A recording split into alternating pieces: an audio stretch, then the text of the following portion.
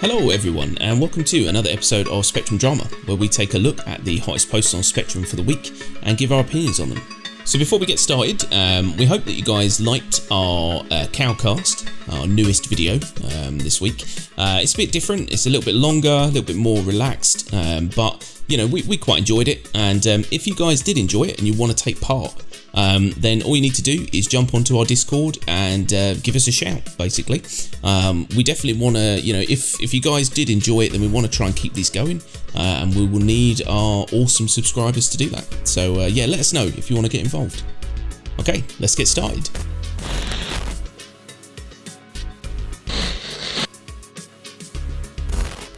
Okay, so first up we've got a post from Dr. Bright, and it says, the biggest problem with hover mode landing is landing, not hover mode. And basically the gist of this is a really long post, and to be honest it is quite hard to pick the gist out of this one, but the gist of this really is that hover mode really isn't a problem. Hover mode works. The problem is a lack of visibility for landing. So for example, you know, when you're coming into land, let's set aside actual landing pads. Let's just say you're just going to want to land on the ground somewhere. It's very, very hard with no visual indicators to land without hitting something, you know, going into the floor at speed, that kind of stuff. You know, on a runway, for example, there's a picture here, you know, you've got lights that guide you in. You can kind of gauge how close you are to the floor by how big things are. That's kind of the way they do it. So, you know, there's a lot of ways to help landing, and currently in our ships there are none. You just have to wing it and hope for the best, and normally lose your wings. So yeah, it's a real pain in the arse. I mean, I haven't played with it yet as of recording, but soon after I'm about to go and crash my ship, no doubt. But you've had your hands on it for a while now, so are you finding it harder, or are you just finding it different? What's the crack? It's different, definitely. I wouldn't say it's harder, it's just getting used to it. Like he says, the problem is you can't see where you're landing because you have to keep the ship level with the horizon. Yeah. So no more of this sort of dipping your nose down to see what's underneath you. Yeah. You can't do that anymore. Yeah, it's more difficult. Once CIG put back in some functionality for landing, in older versions we had this kind of landing radar thing that would come on when the landing gear was down, and you could like line up the landing pad with the ship. Yeah. It's like a sort of top-down view, if you will. But for some reason they took it out. Probably some code issues with it that they couldn't fix for some reason. Who knows? Yeah, once they put something like that back in the game, it's still going to be great, but for now it's a lot of guesswork and a lot of using the third-person camera. Yeah, I mean that was really always necessary, even before the hover mode. You know, most people would either have to land with their third-person camera, or like you said, they'd have to nose down to try and figure out where they were. I was a nosy lander, I just found that easier. More often than not, I'd actually go directly down to I was almost an inch away from a pad, then level and land, and it was just a piece of piss.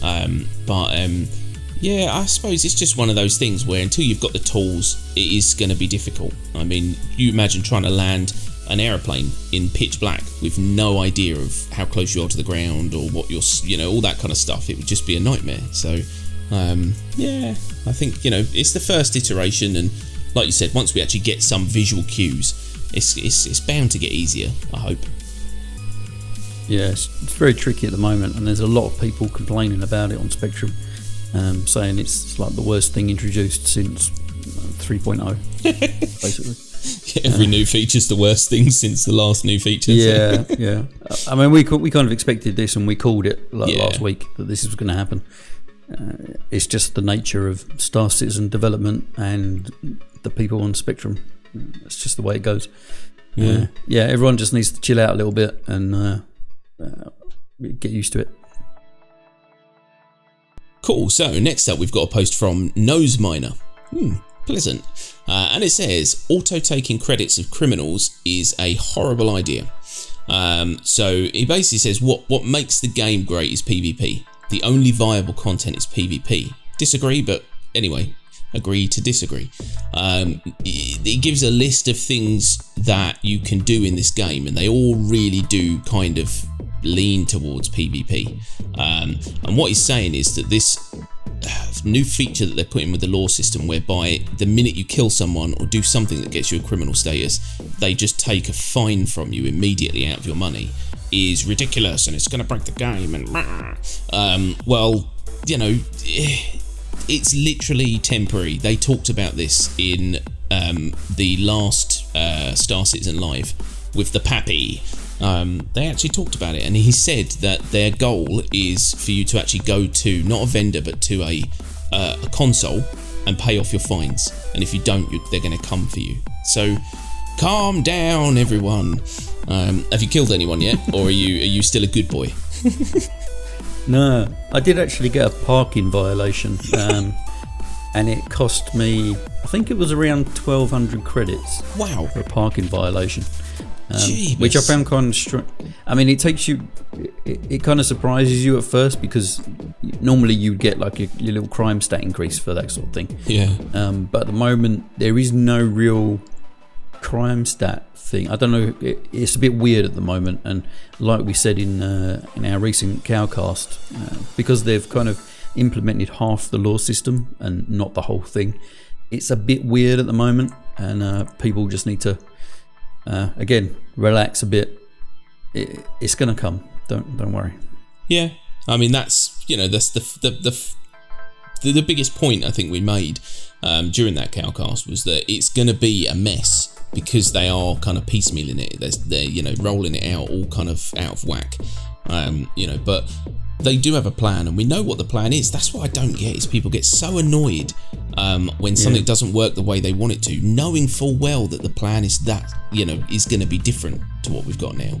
So you just have to kind of survive for maybe, well, probably 6 months, but I don't get it. and there's a brilliant little snarky comment here which I love, somewhere down the list, which basically says you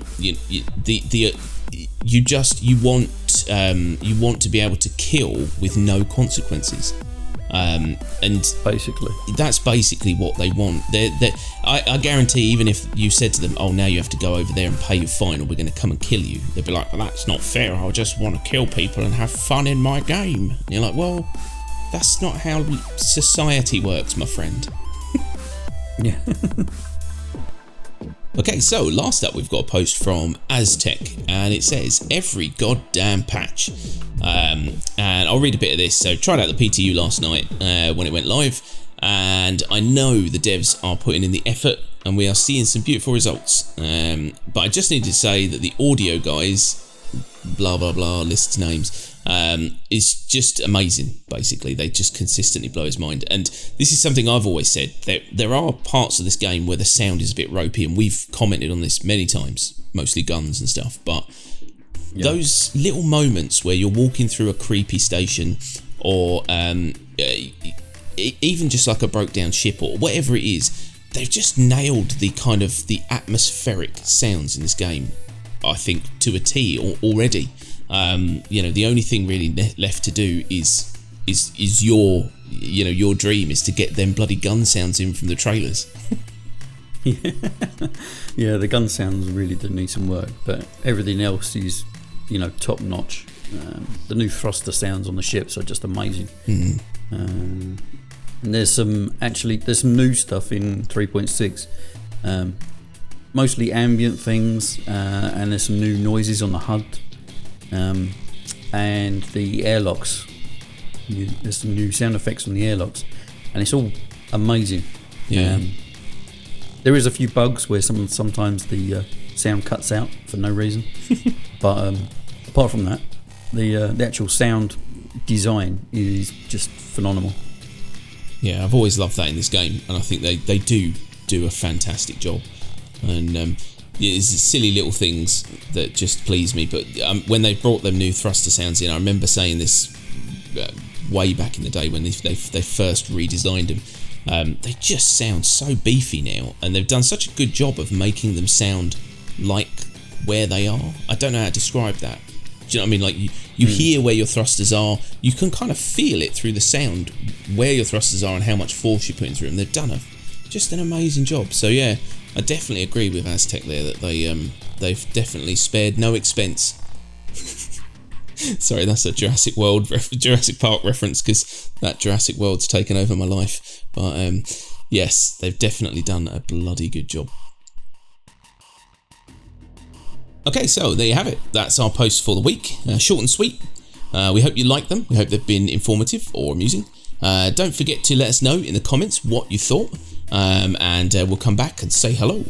And don't forget to like and subscribe for more Star Citizen content. And that's it for now, so we will see you next week. Bye-bye. Bye-bye.